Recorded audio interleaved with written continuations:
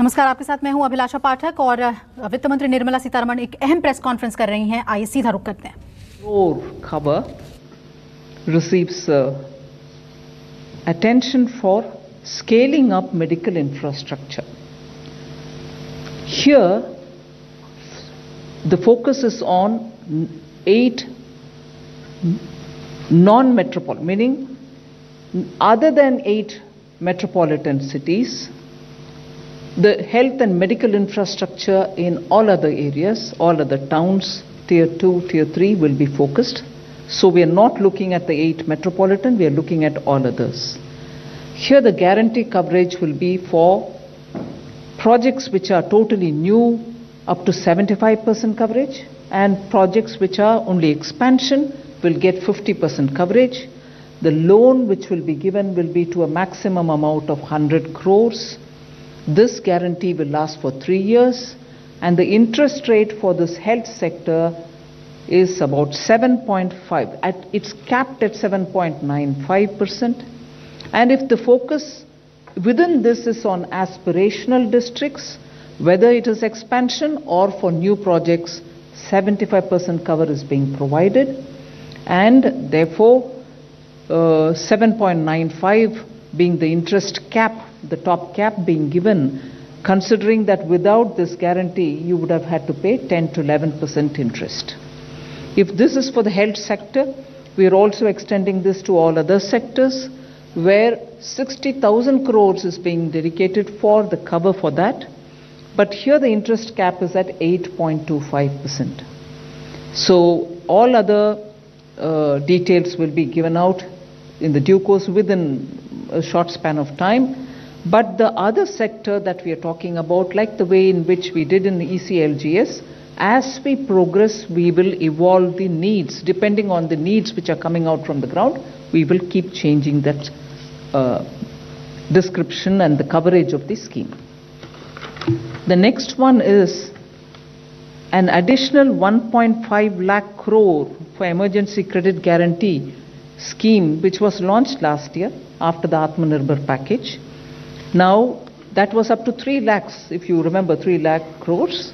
And of that, through the ECLGS, before I go into this, the Hindi version of the, sorry about that. धन्यवाद माननीय वित्त मंत्री जी। जैसा आप सबको विदित है कि कोविड महामारी के चुनौतियां जो देश और दुनिया के सामने आई, पिछले वर्ष भी माननीय वित्त मंत्री जी ने 29 लाख करोड़ से ज़्यादा का आत्मनिर्भर पैकेज देश के सामने दिया था राहत के रूप में।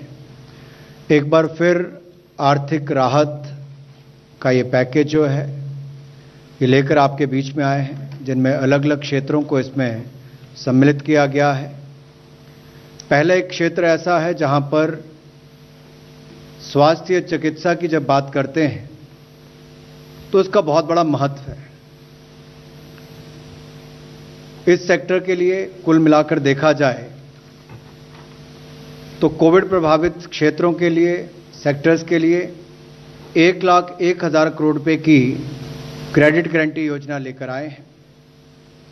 और हेल्थ सेक्टर जो है विशेष तौर पर इस पर बल दिया गया, 50,000 करोड़ रुपए इसके लिए रखा गया है। और प्रमुखता से उन क्षेत्रों के लिए जहां पर स्वास्थ्य की सुविधाएं उस स्तर पर नहीं पहुंच पाई थी, अनडिजर्व्ड एरियाज जो थे, उनको मद्देनजर, उनको ध्यान में रखकर उस उद्देश्य के साथ कि चिकित्सा के आधारभूत ढांचे के विस्तारीकरण के लिए इस पैसे का इस्तेमाल किया जाएगा। और इसमें जो गारंटी कवर है वो उन प्रोजेक्ट्स के लिए जिसका विस्तारीकरण हो रहा है उनके लिए भी, जो नए प्रोजेक्ट्स हैं उनके लिए भी लेकर आए हैं, जिसमें स्वास्थ्य और चिकित्सा के आधारभूत ढांचे को बल मिलेगा। लेकिन ये 8 महानगरों के अलावा जितने क्षेत्र हैं उसके लिए दिया जाएगा। इसमें गारंटी की कवरेज जो है वो 50% विस्तार वाले प्रोजेक्ट्स के लिए होगी और 75% नए प्रोजेक्ट्स के लिए होगी। जो आकांक्षी जिले हैं हमारे, उनमें भी गारंटी की कवरेज जो है वो 75% रहेगी, चाहे विस्तारीकरण के लिए हो या नए प्रोजेक्ट्स के लिए हो। तो एस्पिरेशनल डिस्ट्रिक्ट्स में 75% गारंटी कवर रहेगा, नए प्रोजेक्ट्स के लिए भी और विस्तारीकरण वाले प्रोजेक्ट्स के लिए भी। जबकि 8 महानगर के अलावा जो बाकी रह गए हैं उनमें विस्तार के लिए 50% और नए प्रोजेक्ट्स के लिए 75% गारंटी कवर रहेगा। मैक्सिमम ऋण इसमें 100 करोड़ तक का मिल पाएगा और गारंटी की अवधि 3 वर्ष तक की रहेगी। इंटरेस्ट रेट जो है इसको सीमा इसकी लगाई गई है 7.95%, जो मार्केट से बहुत कम भी है। और इसके अलावा इसकी गारंटी जो है वो national credit guarantee trust company देगी। जो बाकी के सेक्टर्स हैं हेल्थ सेक्टर के अलावा उनके लिए 60,000 करोड़ रुपए का इसमें प्रावधान किया गया है और उसमें इंटरेस्ट कैप जो है वो 8.25% सालाना रहेगी। इसकी जो डिटेल्स हैं आपको बाद में बता दी जाएंगी। और जो बगैर गारंटी के जो नॉर्मल इंटरेस्ट है वो लगभग 10 से 11% रहेगा।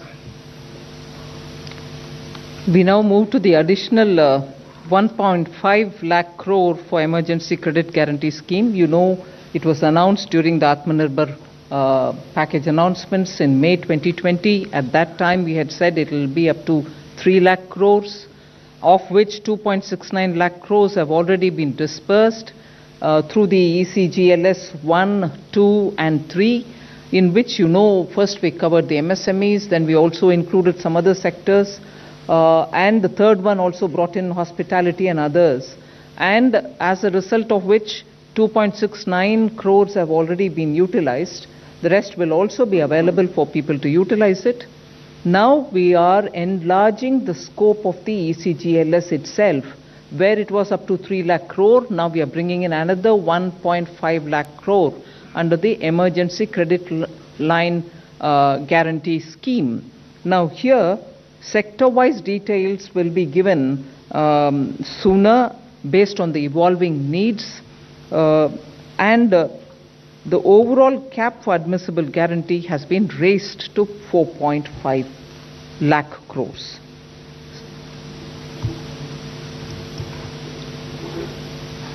पिछली बार भी emergency credit line guarantee scheme जिसमें कुल मिलाकर 3 लाख करोड़ रुपए का प्रावधान किया गया था, ECLGS 1.0, 2.0, 3.0 के अंतर्गत बहुत सफल रही और कुल मिलाकर 2,69,000 करोड़ रुपया इसके माध्यम से व्यापारियों को, कारोबारियों को दिया गया। और ये 20% अतिरिक्त कार्यशील पूंजी थी पहले और दूसरे चरण के लिए, और तीसरे में तो 40% तक इसको किया गया था। और इसमें लगभग 12 private sector bank, 12 public sector bank, 25 private sector bank और बाकी जो गैर वित्तीय कंपनीज हैं, NBFCs हैं, उनके माध्यम से इस पैसे को दिया गया। अब इसकी लिमिट जो है वो स्वीकार्य गारंटी की, उस पर भी जो अमाउंट प्रपोज्ड है, जो स्वीकृत है, उस पर उसको वृद्धि करने की बात कही गई है ताकि और लोगों को इसका लाभ मिल सके। जो 20% उनकी आउटस्टैंडिंग लोन लिमिट है उस पर इसको प्रत्येक ऋण पर बकाया जो है उसके हिसाब से किया जाएगा। और सेक्टर वाइज जैसे इसकी आगे आगे मांग भी बढ़ेगी उसको ध्यान में रखकर बाकी निर्णय किए जाएंगे उभरती हुई जरूरतों को देखकर।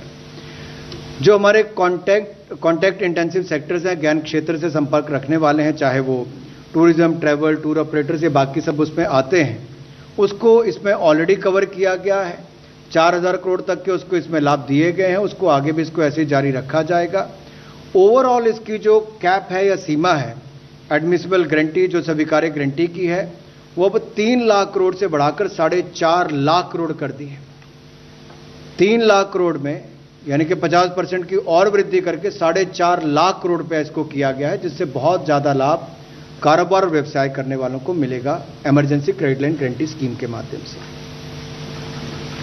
The next one is a totally new scheme. This is a credit guarantee scheme to facilitate loans through the MFIs, microfinance institutions. We aim to reach out to 25 lakh persons who are absolutely smallest borrowers from the MFI, and this would be a maximum loan of 1.25 lakhs to an individual, and the rate will be at least 2% below the maximum rate which is prescribed by the RBI. So the focus of this will be on new lending and not on repayment of old loans. clearly all kinds of stressed accounts can also benefit from it, and that is why we have mentioned that all defaulters also, so long as they are 89 days or less, meaning if the default is only within the 89 days, even they get covered, which means only the NPAs will not be covered, stressed will also be covered. Now, this entire scheme will be till 31st March 2020 or till such a time the 7,500 crores of guarantee which is getting issued is exhausted. Either this or that, whichever is the earliest. The guarantee which is being given is up to 75% of the default amount, and this duration is for 3 years. The loan duration is for 3 years.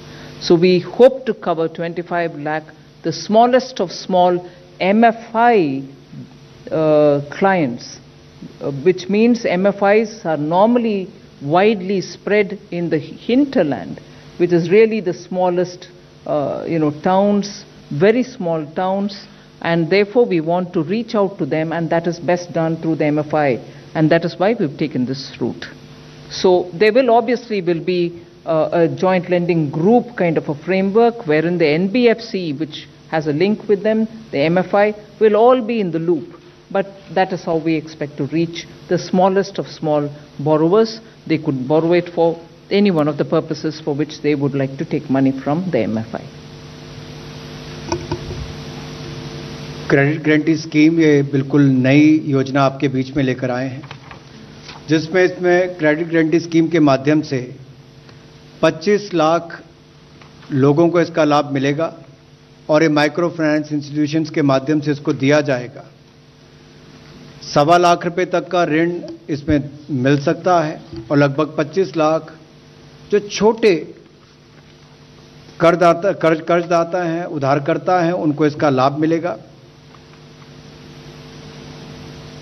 और इसकी जो capping की गई है ऋण की, वो loan from banks, उसको कैप किया गया MCLR प्लस 2%, इससे ज़्यादा नहीं हो सकता। RBI की गाइडलाइंस जो निर्धारित हैं उसके अनुसार ही इंटरेस्ट रेट 2% कम होगा, मैक्सिमम प्रिस्क्राइब रेट से कम होगा, निर्धारित रेट से 2% कम होगा, तो इससे भी उधारकर्ताओं को लाभ मिलेगा। और इसकी जो समय अवधि है वो 3 वर्ष की होगी। मैक्सिमम लोन जो टेन्योर है इसका समय सीमा मैक्सिमम 3 वर्ष की होगी। और 80% सहायता जो है वो माइक्रो फाइनेंस इंस्टीट्यूशंस को वृद्धिशील उधार देने के लिए करनी पड़ेगी, इंक्रीमेंटल लेंडिंग के लिए करनी पड़ेगी, ये उसमें कहा गया है। और ये जो कर उधारकर्ताओं को दिया जाएगा ये बिल्कुल RBI गाइडलाइंस के अनुसार होगा। जैसे लेंडर्स के लिए जो गाइडलाइंस है, बोरोवर्स के लिए जो गाइडलाइन है JLG के अंतर्गत भी, और सीलिंग भी जो हाउस होल्ड पर है उसको भी इनकम, डेट और ये सारी बातें ध्यान में रखकर किया जाएगा। पात्र कौन हो सकते हैं ये एक बड़ा महत्वपूर्ण यहाँ पर है। योग्य लोग कौन होंगे, पात्र कौन होंगे। अगर कोई डिफॉल्टर भी जिसका 89 डेज तक जिन्होंने अभी अपनी ब्याज की किस्त वापस नहीं की, डिफॉल्ट किया होगा, ऐसे उधारकर्ताओं को भी उसमें पात्र माना जा सकता है, उनको भी इसका लाभ मिलेगा। गारंटी इसमें 75% तक दी जाएगी और 3 वर्ष का उसके समय अवधि रहेगी। नेशनल क्रेडिट गारंटी ट्रस्ट के माध्यम से होगी और इसमें कोई गारंटी फी चार्ज नहीं की जाएगी। इसमें लगभग 7,500 करोड़ रुपया का प्रावधान होगा और 31 मार्च 2021 तक इसकी अवधि है। या 7500 करोड़ पहले इस्तेमाल हो जाए तब, या 31 मार्च 2022 तक इसका लाभ आप उठा सकते हैं। We move over to the 4th of the 8 relief packages that I mentioned. This pertains, and this is a totally new thing. We are trying to help revive tourism. We are extending financial support to more than 11,000 registered tourist guides, travel and tourism stakeholders. So this is a totally new one, as I said earlier. This scheme will cover about 10,700 regional level tourist guides who are recognized by Ministry of Tourism and tourist guides who are recognized by state governments. Travel and tourism stakeholders, which is literally the terminology used to talk about travel agents, I suppose, who are recognized by Ministry of Tourism, will also be covered here. What do they get? They get 100% guaranteed credit of 10 lakhs for the TTSs who are agents or travel agencies, and 1 lakh for tourist guides who are licensed either by the regional or the state level authorities. Now, what is this credit being given to? It's really a retail kind of a loan wherein they can take this credit for whatever purpose they would want to use it for, whether it is for buying a vehicle, whether it is for any other expenditure that they may want to have to incur. So there are no processing charges. The waiver, a complete waiver will be given for any foreclosures or prepayment, and this would be administered by the Tourism Ministry. And the fund for this, just to draw your attention, is also included in that first announcement that we made, that other sectors which get 60,000 crore guarantee, this will also be one of that. So this is to help revive or to help the tourist guides and tourist travel agencies survive the second wave. पर्यटन का क्षेत्र भारत में बहुत महत्वपूर्ण भी है, बहुत रोजगार भी, स्वरोजगार के अवसर भी उत्पन्न करता है, और इससे जुड़े हुए उद्योग को, पर्यटन को पुनर्जीवित करने के लिए एक बड़ा कदम ये नई योजना के माध्यम से उठाया गया है, जिसमें वित्तीय सहायता 11,000 से ज़्यादा ऐसे टूरिस्ट गाइड्स और ट्रैवल और टूरिज्म के जुड़े हुए जो बाकी स्टेक होल्डर्स हैं उनके लिए किया गया है।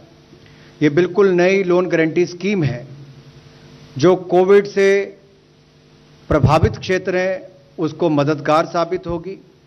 इसमें कार्यशील पूंजी भी आपको मिलेगी, व्यक्तिगत ऋण अगर आपने लिए होंगे उसके लिए भी आपको लाभ मिलेगा, और इससे जो पर्यटन सेक्टर से प्रभावित लोग हैं वो अपने देनदारी का निर्वहन कर सकें, उस दृष्टि से इस योजना को लाया गया है। वो अपना वापस व्यापार या व्यवसाय शुरू कर सकें, उस दृष्टि से इसको लाया गया है, या कोई नया कारोबार भी शुरू करना चाहे तो उस दृष्टि से उसकी मदद करेगा। इसमें कुल मिलाकर 10,700 जो हमारे क्षेत्रीय स्तर पर टूरिस्ट गाइड्स जो हमारे मिनिस्ट्री ऑफ टूरिज्म ने रिकॉग्नाइज कर रखे हैं, राज्यों में भी उनको इसका लाभ मिलेगा, राज्यों की सरकारों ने भी जिनको रिकॉग्नाइज किया है, और जो travel and tourism stakeholders हैं जो लगभग 904 हैं उनको भी इसका लाभ मिलेगा। कितना लाभ मिलेगा? 100% गारंटी इसकी हमारी तरफ से दी जा रही है, और इसमें 10 लाख रुपया जो हमारा travel and tourism stakeholder है उनको मिलेगा, प्रति एजेंसी को इतना उसको मिल सकता है, और 1 लाख रुपया टूरिस्ट गाइड्स जो लाइसेंस्ड है, जिनको लाइसेंस प्राप्त है या क्षेत्रीय या फिर राज्य के स्तर पर जिनको रिकॉग्नाइज किया गया उनको होगा। इनको ना तो कोई प्रोसेसिंग चार्जेस देने पड़ेंगे, और फोरक्लोजर के लिए भी इनके लिए या पूर्व भुगतान करने के लिए भी जो शुल्क होता है उससे भी इनको छूट दी गई है, और जो अतिरिक्त कोलेट्रल इनको देनी पड़ती है उसकी भी आवश्यकता इस पर नहीं होगी। तो इस तरह से बड़ी मदद उसके टूरिज्म क्षेत्र के लिए यहां से भी होने वाली है।